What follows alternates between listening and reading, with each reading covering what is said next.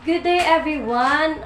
We are the group 3 and I will be the one who will discuss to you the introduction about deontology. So before that, let me ask you, what is deontology according to your own opinion or own idea?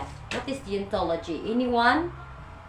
So deontology is an ethical theory that says actions are good or bad according to a clear set of rules. So karon padunggon ta mo og isa ka story or gitawag ba natin siya og scenario nga nag-relate pud sa ato nga topic, deontology.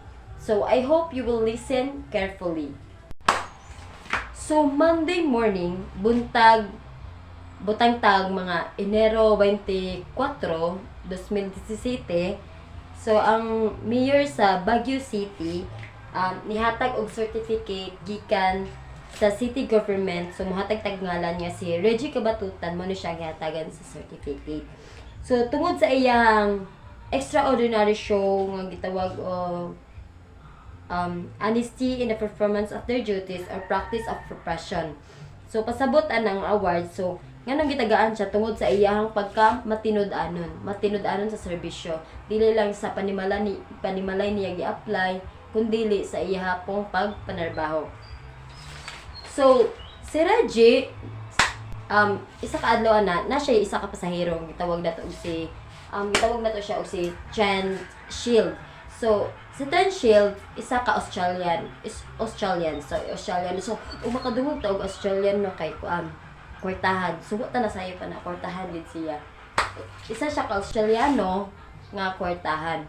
So, ang kanang Australiano is kanabitong na-timingan bitaw nga insakay siya ni Reggie. Si Reggie is a taxi driver. So, na-timingan ba nga nagsakay siya ni Reggie, nagdash siya maleta, nagdash siya mga butang, syempre langyaw gid siya, langyaw, that's why nagdash siya mga gamit. So, na-timingan nga ang langyaw is di pa mati ba galain ang lawas niya.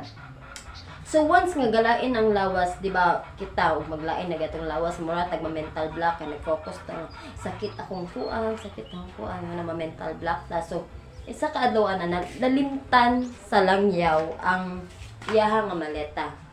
Wala nagdahom ang langyaw na o gitawag na to siya si Ten Shields. Tong Australiano wa siya nagdahom nga nalimtan.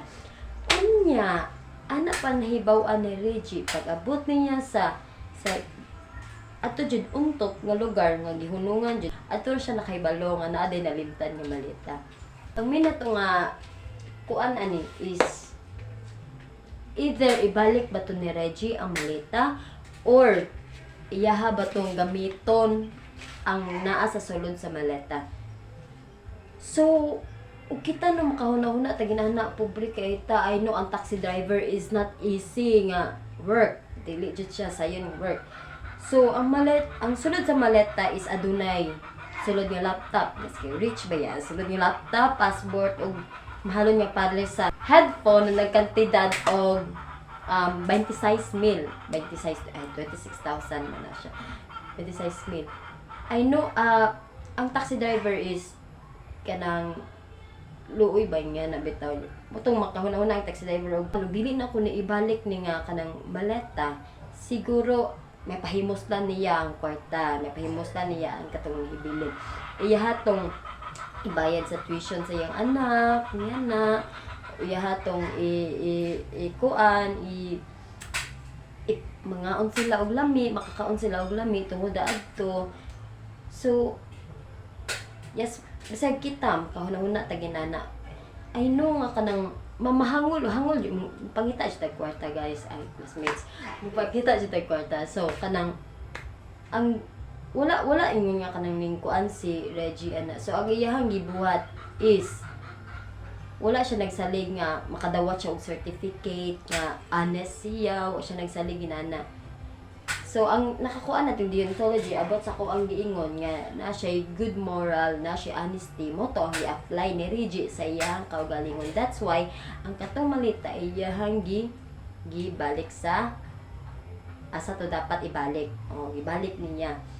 Kay og dili to niya ibalik, I know nga dili lang siya ang murag makuan So masakpan to nga si Reggie yung kuan wala ibalik ang maleta. Dili lang iya kaugalingon iyang gikuan pati iyang pamilya iyang gikuan mo so iyang una niya. So mo to gibalik niya ang maleta, gibalik niya. So additional na pud niya natagaan siya certificate with that wala siya nagdahom nga matagaan diyan na. Gibalik niya ang gamit. So ikaw po no dili mo ibalik ni nato nga gamit yan ko kayo kantidad ni nana. Siguro makuyo mapulbaan madala jud kasi mo makonsensya jud ka. Sumo to siya gikuan nga na siya moral nga actions. Na siya good nga gihimo. Mo na siya ang topic, mo na siya ang kuan jud sa deontology. Mo jud na ug di mo kasabot sa unsa deontology, at least namoy makuha sa scenario ug unsa na siya. Then mo na siya bingin this procedure is properly used when one wishes to determine the moral permissibility of an action that makes possible itself legislation for the result of the categorical imperative is nothing other than the capacity of distinguish between permissible and permission of moral by the word moral acts. So, lahat yung mga pangutan no, can deontology contribute to our lives, especially to our moral reflection? Ano yung mga tanan na siya? Hindi naman siya malikayan. Mo na siya. So, kamu katubag mo, I know makatubag mo ana. So, this depicted as having its own light in contrast to our long experience of paternalism in human history. So, of those who do not have political power, within deontology, particularly the method of irreversibility, we can validate and adapt those rules and laws that are right and reject those that are irrational. This is then the practical value of deontology in our moral reflection. So we are encouraged to have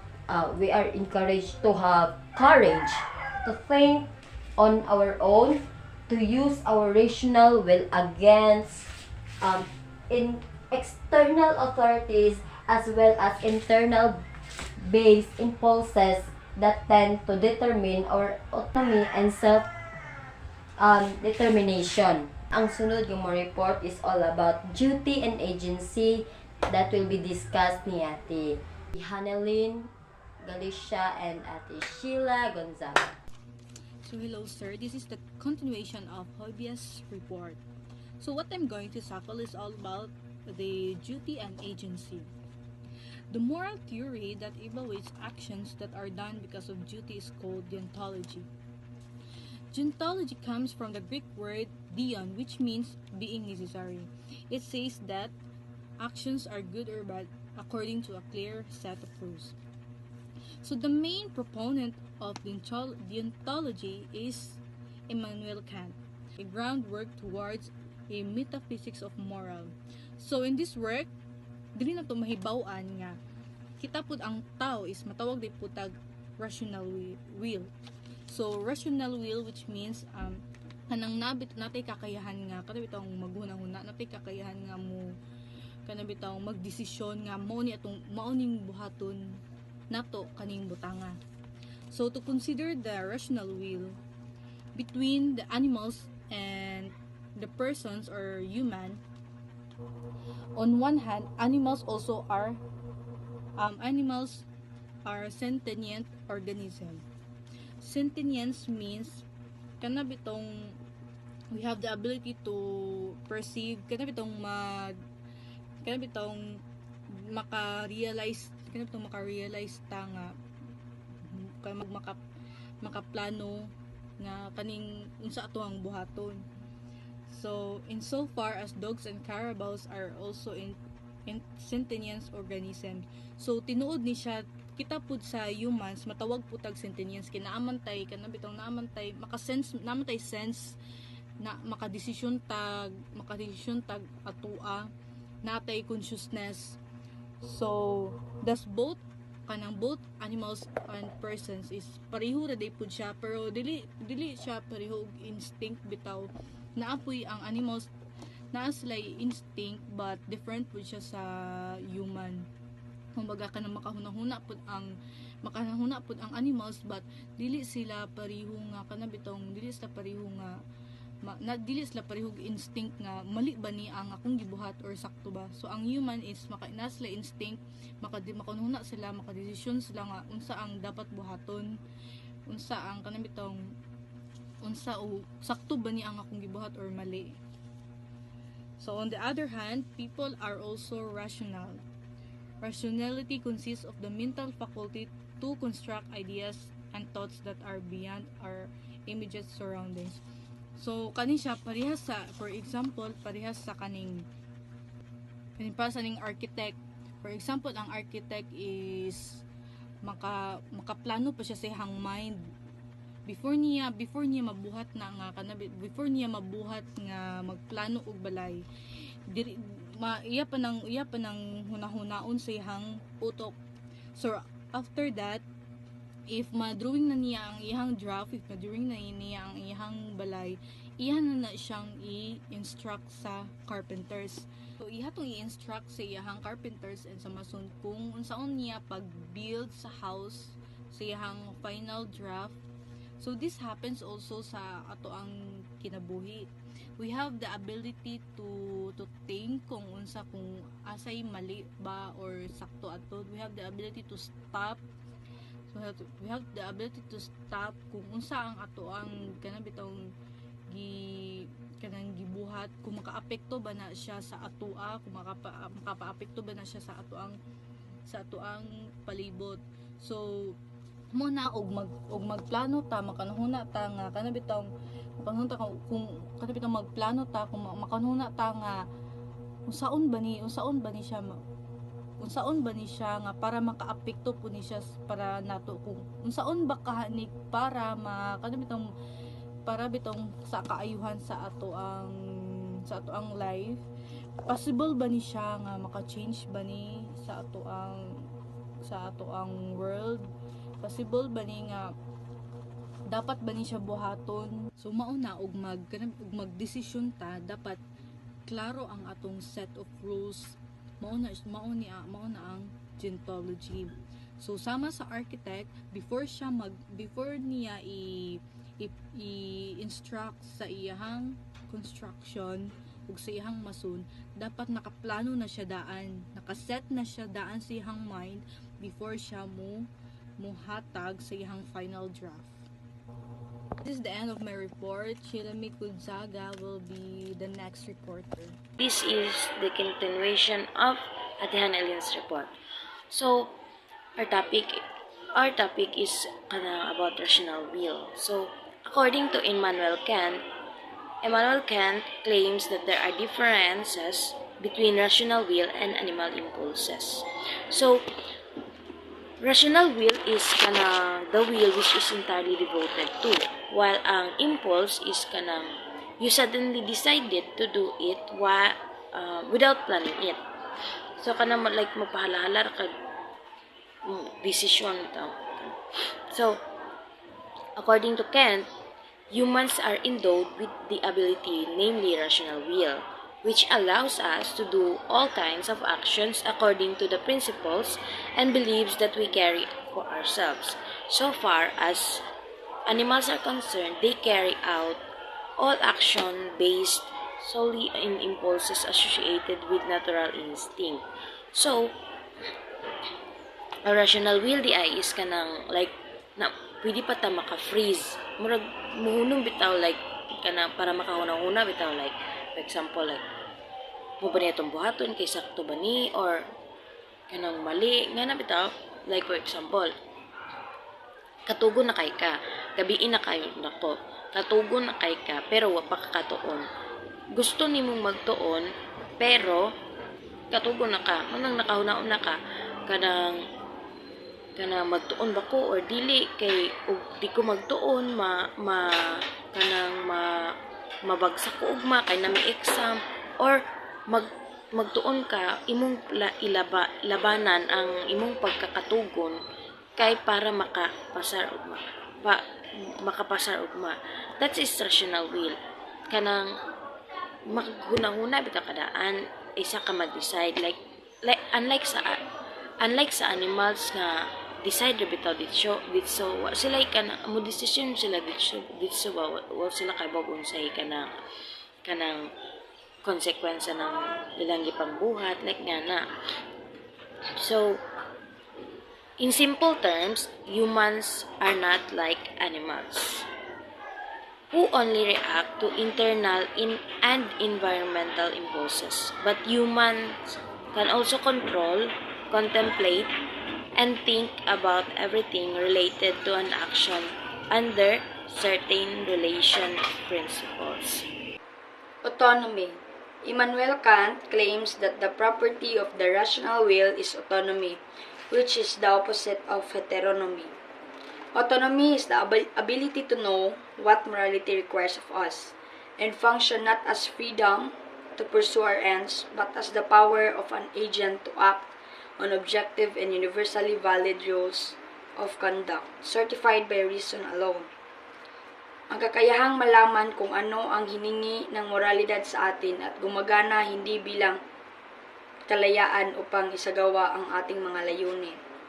Heteronomy is the condition of acting on desires which are not legislated by reason. Mao ang kondisyon sa paglihok sa mga tinguha nga wala gibalaod sa rason. The three Greek words are autos, heteros, and nomos. Autos is self or kaugalingon. Ang heteros is other or lain. Nya ang nomos is law or balaod. Kung i-combine ang autos ug nomos, ang resulta is autonomy, which is ang kaugalingong balaod. If ang heteros ug nomos, ang resulta is sa laing balaod. For example, ang balaod mingon og ayaw pangawat. Og di gyud ka mangawat kay kahibaw ka nga sayop, mao nay autonomy. Kung ang rason ra nimo anong di ka mangawat is mahadlok ka masakpan, mao nay heteronomy. The distinguished point here is the locus of the authorship of the law. In any given scenario where a person complies with the law, we ask where the author is, whether it is external or internal. Real moral issue often involve actions like stealing, lying, and murder, in that they have a certain gravity insofar as those actions directly harm or benefit with the well-being of persons. In this scenario, Reggie's actions of not returning the suitcase, destroying the lock, and selling its valuable contents can be seen as an act of rational will. Rational will is a conscious choice of means to a specific end. Kantian ethics state that morality should be based on the universal principle of treating others as ends in themselves, and not merely as means to an end. Reggie's reasoning that he is entitled to benefit from the lost suitcase because people who lose their things are careless is mistaken. Kantian ethics requires that moral laws be universalizable, meaning that they can be applied to all individuals in all situations without contradiction. Therefore, Reggie's actions in this scenario cannot be considered morally justifiable from a Kantian perspective, even if he is acting as an autonomous agent. This is the continuation of Cindy's report. What do you think of Reggie's principle that he should benefit from other people's loss because they are careless, and thus do not deserve to keep those things? Is it still autonomous agency when a person enacts any apparently self-legislated principle? We may argue that the locus of the authorship of the law was certainly internal when he tells himself, I am entitled to benefit from this lost suitcase. Based on how we have described the difference between autonomy and heteronomy, self and other, is that what autonomy properly means? Certainly not. Based on the information provided, it appears that Reggie's principle of benefiting from other people's loss because they are careless is not in line with the concept of autonomy. Autonomy involves the ability to self-legislate principles that are morally justifiable and consistent with one's own values and beliefs. In this case, Reggie's principle is based on taking advantage of others' misfortunes rather than on any moral or ethical considerations. It is important to note that while the authorship of the law may have been internal, the principle itself is still morally questionable. So, is that what autonomy properly means? Certainly not. Autonomy properly means that individuals have the ability to make their own choices and decisions based on their own values and beliefs. But these choices must also be consistent with moral and ethical principles. Kani nagpasabot nga ang individual is self-governing and self-directed o wala ma-impluwensyahan og mga external factors such as societal pressure, cultural norms, or the opinions of others. Heteronomy, on the other hand, refers sa sitwasyon kung asa ang pagpili o desisyon sa usa ka individual nga ma-impluwensyahan sa mga external factors nga such as societal pressure, cultural norms, or the opinions of others. So, ang kalahian ra nila is ang autonomy kay wala ma-impluwensyahan sa mga external factors ug ang individual is self-governing and self-directed. Then, ang heteronomy kay na-impluwensyahan sa mga external factors ug ang individual is dili fully self-governing ug self-directed.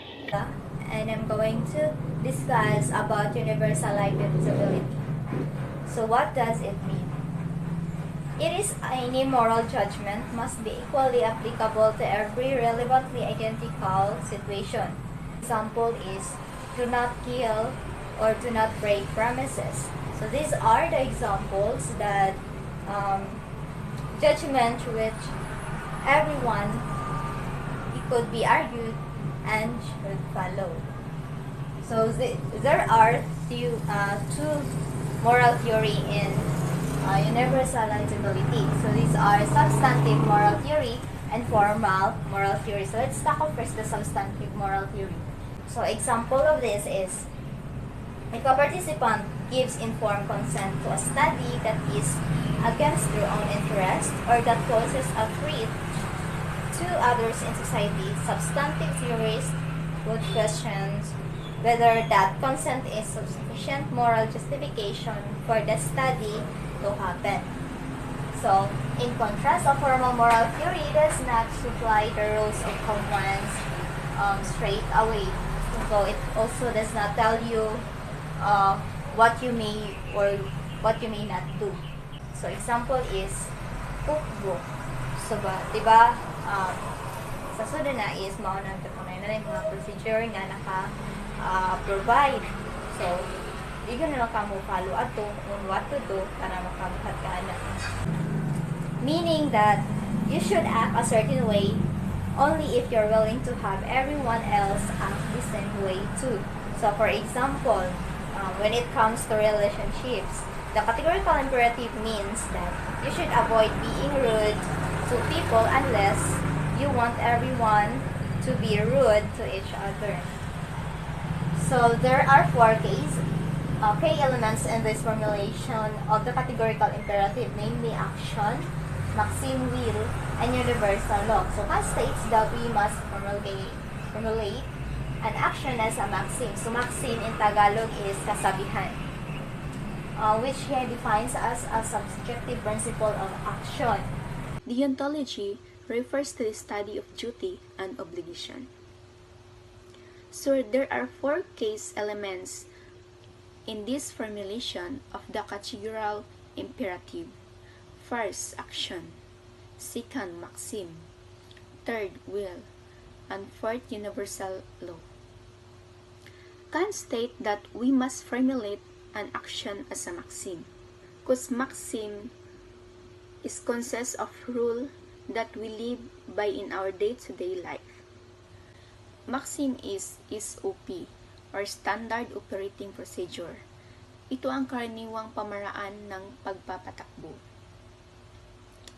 That's why Kant calls a maxim a subjective principle of action. We become aware of our maxim, because maxim is talk about ourselves, to express our feelings, behavior, emotion, habits, and reasons in day by day in our lives. That's why Kant calls a maxim a subjective principle of action, because we have different maxim. In grand words, towards a metaphysics of morals, Kant takes up the issue of making false promises. So from the word false promises, so ito yung mga taong mahilig mangako na hindi naman kayang manindigan. He narrates the predicament of a man who needs money, but has no immediate access to obtain it except by borrowing it from a friend. This man knows that he will not be able to pay money back. So for example, I have a friend, so I need money, and I ask her that I will borrow her a money, but I know that I will not pay money back. So remember that Kant states that we should act according to a maxim, by which we can at once will that it become a universal law. So we as a borrower, we should obligated to pay money back. We should act according to the maxim, because it become a universal law. The institution of money borrowing would lose its meaning if everyone was obligated to borrow money without intending to pay money back. As a universalized maxim, we would self-destruct because it become impossible. So that's why we as a person who live in this world, we should obligated to follow the rules and procedure in our daily lives. This is my report. Can't distinguish between being consistent with itself and contradicting itself. The most important details in the text are the two ways in which Kant rejects maxim, self-contradictory or impossible. This reveals the rational permissibility of action insofar as they cannot be rejected universalizable maxims. The rational permissibility of action refers to the intrinsic quality of an action that is objectively and necessarily rational. Therefore, borrowing money without intending to pay is objectively and necessarily wrong, insofar as it encounters a self-contradiction and logical impossibility when it's universalized as maxim.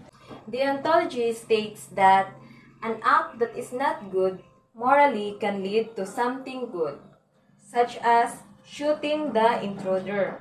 Killing is wrong, but to protect your family as protecting them is right. For example, do not kill. You'll see killing or murdering as the wrongest human deed because we are taught since our childhood that killing anybody, including an animal, in a wrong act. Maybe that person has killed another one in self-defense. That's all for deontology.